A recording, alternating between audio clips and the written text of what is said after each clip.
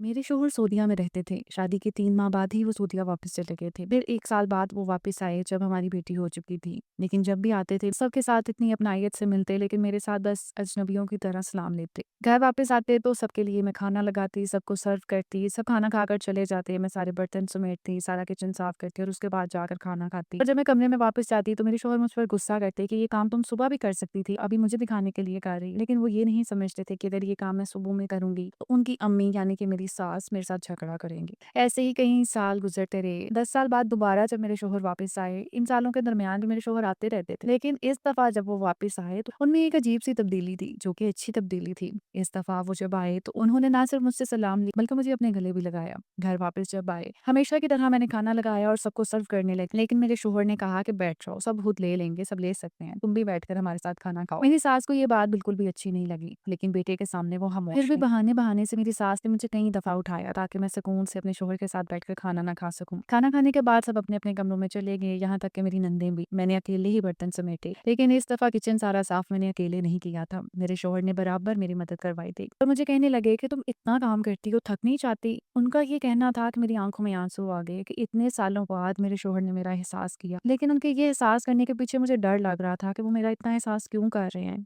आखिर क्या बात है। मैं उनसे पूछना चाहती थी, लेकिन मैं डर के मारे पूछ नहीं रही थी कि कहीं मैं पूछूं तो वो बुरा ना मना जाए। फिर हमने सारा किचन साफ किया और कमरे में आ गए। मेरे शौहर ने कहा कि लाओ, तुम थक गई हो, मैं तुम्हारे पाँव दुबा देता हूँ। मैंने कहा नहीं, आप खुद ही थके हुए आए हैं, मैं आपके दुबा देती हूँ। उन्होंने कहा नहीं, तुम घर का सारा काम करती हो, तुम थक गई होगी, मैं तुम्हारे पाँव दुबा देता हूँ। उन्होंने मेरे पाँव दुबाए और बस इसी तरह से इतने हसीन दिन गुजरने लगे। फिर अगले दिन मेरे शौहर ने मुझे कहा कि चलो आज हम बाहर कहीं घूमने चलते हैं, हम अपनी बेटी को बाहर घुमाने लेकर जाते हैं। मैंने कहा ठीक है। हम बाहर जाने लगे तो मेरी सास ने कहा कि नहीं, अकेले नहीं जाओ, अपनी बहनों को भी साथ ले जाओ। मेरे शौहर ने कहा नहीं, हमेशा वो जाती हैं, आज मैं अपनी बीवी और बच्ची के साथ अकेले में टाइम स्पेंड करना चाहता हूँ। मेरी सास ने काफी झगड़ा किया, लेकिन मेरे शौहर ने उनकी कोई ना सुनी। हम लोग बाहर चले गए, हम पार्क में गए, हमने काफी अच्छा टाइम स्पेंड किया। लेकिन पार्क जाने से पहले जो मेरे शौहर ने काम किया, उसने तो मेरे पैरों तले से जमीन ही निकाल दी। मैं इतनी हैरान थी कि मैं अल्फाजों में बयान नहीं कर सकती। मेरे शौहर ने